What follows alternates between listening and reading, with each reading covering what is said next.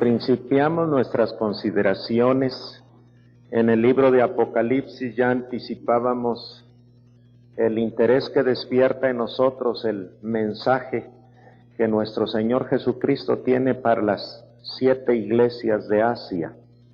Estas 7 iglesias de Asia están circunscritas en un territorio demasiado breve, incluso para el tiempo en que se escribe este libro, a finales del primer siglo de la era cristiana. El mundo conocido se ha ampliado considerablemente. Quizá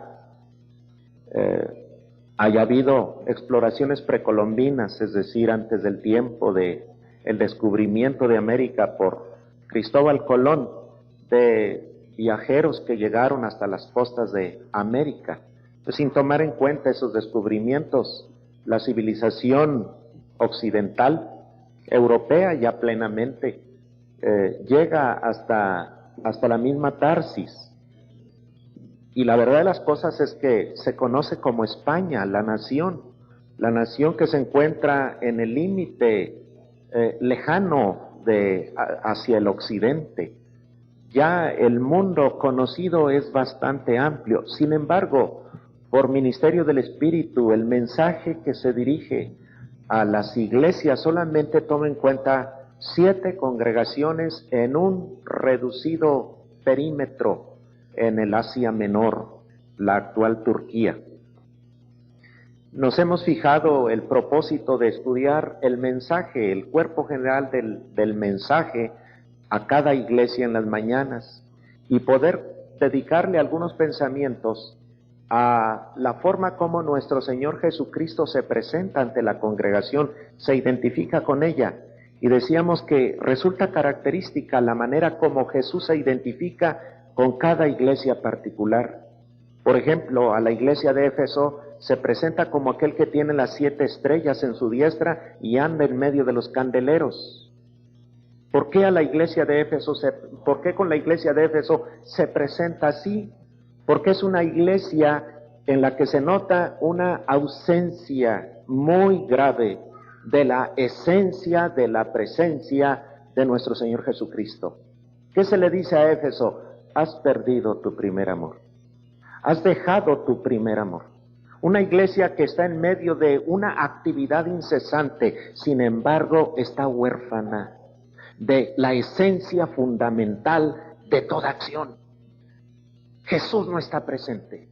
Has dejado tu primer amor. Y no se te olvide que yo tengo las 7 estrellas en mi diestra y ando en medio de los candeleros. Soy la persona que importa en la congregación. Y Éfeso no consideraba importante a Jesús. Por eso estaba en la condición grave, gravísima, de haber dejado su primer amor. A las veces nosotros cometemos, el olvido, el lapsus idiomático quizá, de decirle al Señor, invitarlo para que esté presente en esto que es su plena posesión. ¿De quién es la iglesia? ¿De quién? De Jesús. No estaremos asumiendo actitudes muy efesias. La actitud de la iglesia de Éfeso, para la cual Jesús es un extraño, al cual se condesciende a decirle, ven, te invitamos para que estés presente. No es Él el dueño, no es Él el Señor de la iglesia. Y en algunas ocasiones le ponemos el título, el huésped invisible. ¿Cuál huésped invisible? Si ese es, como lo decimos en México, el mero mero en la iglesia. Esa es una actitud muy de Éfeso. Por eso Jesús se presenta, aquel que tiene las 7 estrellas en su diestra y anda en medio de los candeleros, aquel que estuvo muerto y volvió a vivir. Así se presenta con Esmirna. ¿Por qué con Esmirna se presenta así? Porque Esmirna está llamada a ser fiel hasta la muerte. No se le dice, sé fiel hasta la muerte. y yo te daré la corona de la vida. No tengas miedo, porque yo estuve muerto y volví a vivir. ¿Qué importa si tú mueres? Volverás a vivir. Y así por el estilo, vayan ustedes leyendo los mensajes a las 7 iglesias y encontrarán que la manera como se identifica a Jesús casa perfectamente con el carácter de la iglesia. Y aquí muchas veces no muchas veces, sino en cada caso descubrimos que la manera como Jesús se presenta está llenando un hueco, alguna deficiencia está cubriendo en relación con la iglesia.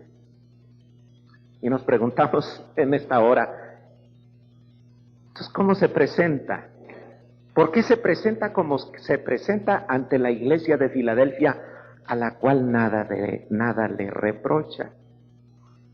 ¿Qué deficiencia viene a cubrir si Jesús no manifiesta ninguna? ¿Por qué se presenta ante la iglesia de Filadelfia como el santo? ¿Que hay pecado en la congregación? ¿Como el verdadero? ¿Que exista hipocresía entre la gente de Filadelfia? El que tiene la llave de David y abre y nadie puede cerrar, y cierra y nadie puede abrir. ¿Que acaso la iglesia de Filadelfia es una iglesia temerosa de entrar a nuevas situaciones? Pues no encontramos ninguna de estas fallas. ¿Por qué entonces se presenta Jesús de esa manera? A mí me parece que esta identificación que Jesús hace de sí mismo corresponde a una actitud de plena disposición a recibir incondicionalmente al dueño de la iglesia. Cuando no existe en la congregación el anhelo sincero de sujetarse incondicionalmente al mandato de Dios, para esa congregación mucho del carácter, de la naturaleza, de la esencia de Jesús permanece oculta. En cambio, cuando en una congregación hay verdadera disposición a entregarse al Señor, el Señor se presenta en la plenitud de su naturaleza. El santo, el verdadero, el que tiene absoluta y completa autoridad. Ese milagro solamente es capaz de realizarse en una congregación que incondicionalmente abre su corazón y su vida para que la llene Dios. Necesitamos ser como Filadelfia, una congregación dispuesta incondicionalmente para que toda la majestad y la gloria de Dios se manifieste y seamos capaces de contemplar tales perfecciones y continuar con vida. ¿No era ese el asombro de muchas gentes, haber visto la gloria de Dios y seguir viviendo? ¿No fue ese grito el que lanzó Isaías en aquella manifestación excelsa de la gloria de Dios en el templo cuando dijo: ay de mí, que siendo un hombre de labios inmundos y habitando en medio de pueblo que tiene labios inmundos, mis ojos han visto a Jehová, el Rey de los ejércitos? Hay esa conciencia de indignidad, hay esa conciencia de falta de méritos, y sin embargo Isaías acude allí con un corazón bien dispuesto a recibir lo que Dios quiera mandarle. Así hemos de acudir a los cultos de la iglesia, hermanos.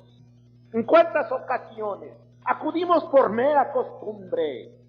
Acudimos solamente porque es una costumbre que nos han dejado como herencia a nuestros antepasados, porque es bueno asistir, o porque nos relacionamos con personas buenas, nobles, honestas, que tienen un alto nivel, un estándar elevado de vida moral, de vida aceptable, etcétera, etcétera. Pero no tenemos conciencia que llegamos a la casa de Dios con la posibilidad de contemplar visiones de gloria, de que se manifieste nuestro Dios a nuestro corazón en toda la excelsitud de sus perfecciones y salir transformados de aquí. Si eso no lo logran los cultos que les celebramos en nuestra iglesia, tienen ustedes que hacer muchas cosas muy importantes y de trascendencia. Si los cultos que celebramos no logramos con ello llenar nuestro corazón, es hora de que remuevan al que dirige los cultos, aquel que está encargado de los cultos. Es tiempo de que remuevan al pastor. Si ni con eso logramos hacer nada, ¿qué estamos haciendo aquí? Si entramos y salimos igual. Esta congregación Filadelfia es una congregación a la que el Señor de la gloria se revela en lo íntimo y profundo de su verdadera naturaleza, el santo, el único que hay, el santo, el verdadero, el que tiene absoluta autoridad. Por eso tiene la llave de David, y abre y nadie cierra, y cierra y nadie abre. Filadelfia tiene entre sus experiencias esta preciosa bendición, haber contemplado la visión de la gloria de nuestro Señor Jesucristo en su excelsa majestad, como lo contemplaron aquellos que el Señor escogió y los llevó a un monte y delante de ellos se transfiguró. La vida de aquella gente no volvió a ser igual. Pedro, Santiago y Juan. Pedro, la piedra, y los hijos del trueno, los Boanerges, contemplaron esa preciosa visión de gloria.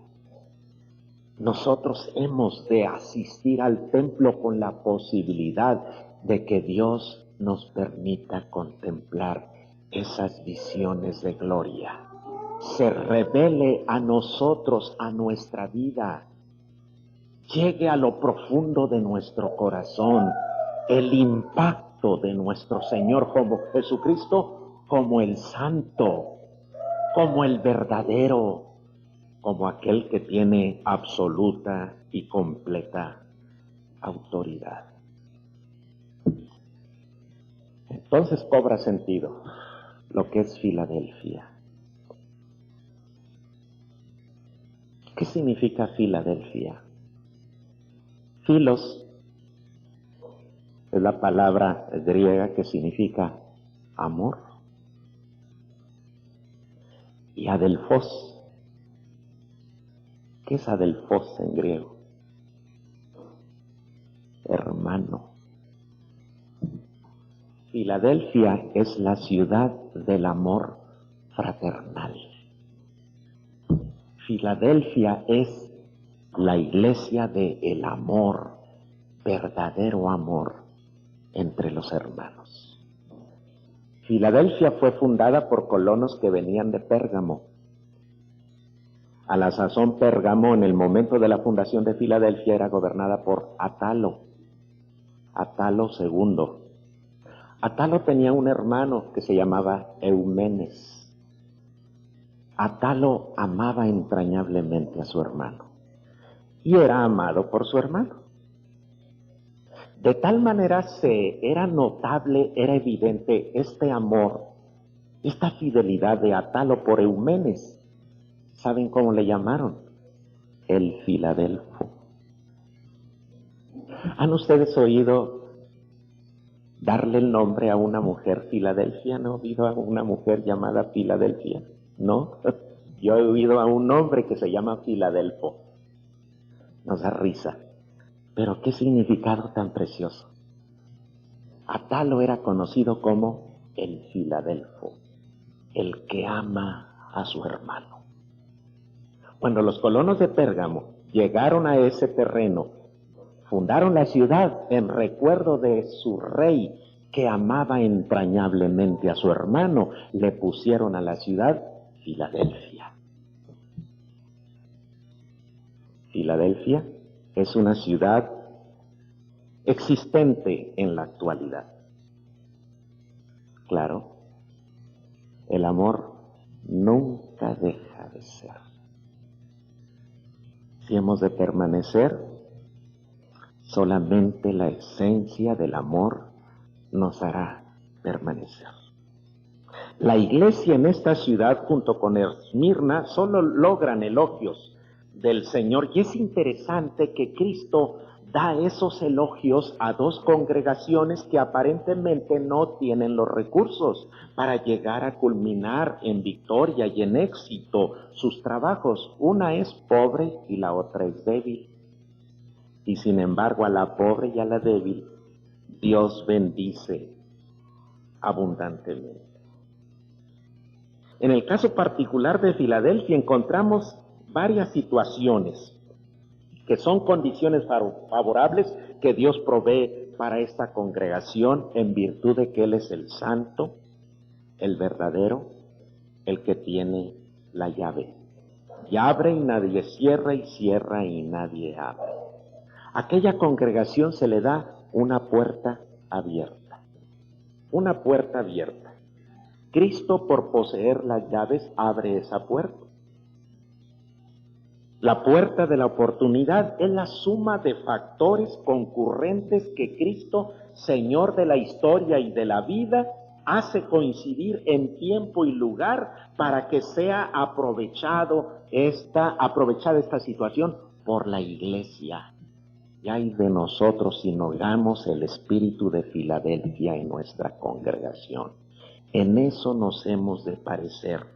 Bendita iglesia que sabe reconocer la oportunidad cuando se le presenta y con paso firme se va hacia adelante, sabiendo que Dios ha puesto en sus manos esa oportunidad. Esa puerta la ha abierto con la autoridad que solamente Él tiene, porque es el santo, es el verdadero. Es el que tiene la llave para abrir las puertas de la oportunidad. Hay otro elemento positivo en esta congregación, no solamente una puerta abierta, sino que el Señor le anuncia que va a tener un reconocimiento sorprendente. En las congregaciones cristianas de la antigüedad, los enemigos naturales no tanto eran los paganos, eran los judíos. ¿Y saben por qué los judíos? Porque veían a los cristianos como unos competidores desleales. ¿A quién adoraban los cristianos? Al mismo Dios de los judíos. Rateros, nos robaron nuestro Dios y nos están escamoteando todo lo que nosotros recibimos como pueblo de Dios. Nosotros somos el verdadero pueblo de Dios. Los cristianos anuncian a un Jesús que fue enviado por Jehová y empiezan a mencionar la multitud de cosas propias, características de la religión judía. Esa es gente aprovechada y oportunista. Y tremendos enemigos para los cristianos eran los judíos. El Señor Jesucristo, en relación con Filadelfia, dice que allí hay una sinagoga que no es sinagoga en donde se invoca el nombre de Dios, sino se invoca el nombre de Satanás. Dice aquí, yo entrego de la sinagoga de Satanás a los que se dicen ser judíos y no lo son, sino que mienten. He aquí, yo haré que vengan y se postren a tus pies y reconozcan que yo te he amado. Y eso prende una nota de advertencia en nuestra consideración, en nuestra realidad como iglesia. ¿Cómo se reconoce nuestra iglesia? La primera congregación evangélica en la ciudad.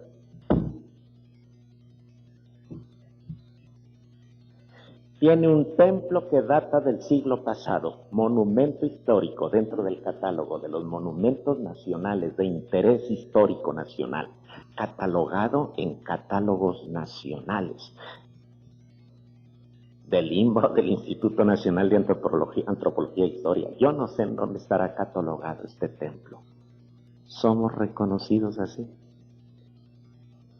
¿Cuántas ocasiones queremos que se nos reconozca por el templo? ¿Cómo queremos que se reconozca por nuestro coro? ¿Vieran qué coro tan hermoso tenemos? Hay veces queremos que se reconozca por la capacidad de la gente que forma parte de la congregación, luminarias. Para ellos no existe ningún secreto de las Sagradas Escrituras, la explican con erudición. ¿Conocen a esa gente que se reúne allí? ¿Vieran qué gente tan amable? A todos los saludan. Ya quisiera que hubiera eso. Hay veces que nos tachan de ser muy acedos, de que no saludamos. Saludemos a nuestros visitantes, hermanos, y los unos a los otros. Hay veces que estoy lanzando miradas como puñales, siquiera para llamar la atención, porque veo hermanos allí a escasos 2 metros de personas visitantes completamente desconocidas. De veras, son desconocidas, nunca habían estado con nosotros. Y estamos cantando y todo el mundo canta y el visitante ni siquiera por cortesía.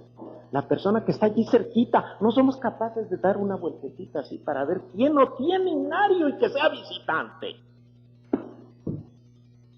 Sin embargo, hay ocasiones que tenemos la fama de ser amables, corteses. ¿Vieran cómo se quieren la gente de allí? Somos reconocidos por nuestra amabilidad, por llenar las condiciones de Filadelfia, la iglesia del amor fraternal.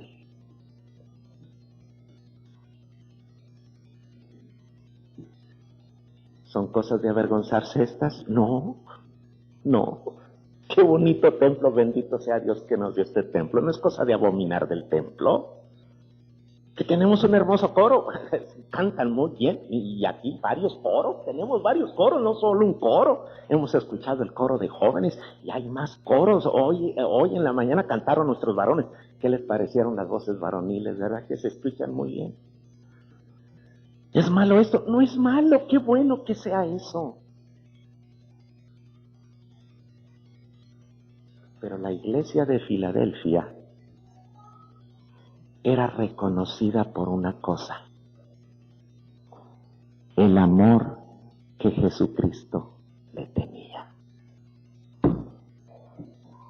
Qué tremendo, ¿verdad? ¿Qué cosa? Haré que vengan y se postren a tus pies y reconozcan que yo te he amado. Cuando la gente reconozca cómo ama Jesucristo a esa gente de la primera iglesia bautista de Saltillo, cómo los ama Dios de veras. Precioso testimonio.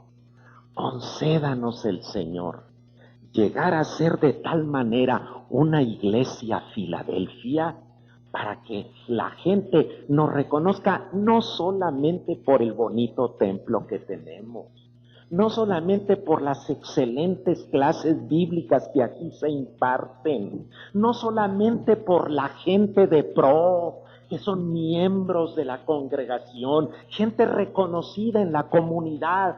¡Qué cosa tan buena esa! De veras es algo muy positivo. Pero no solamente seamos reconocidos por eso, sino que seamos reconocidos por el amor que Jesucristo nos tiene, por el amor de Dios.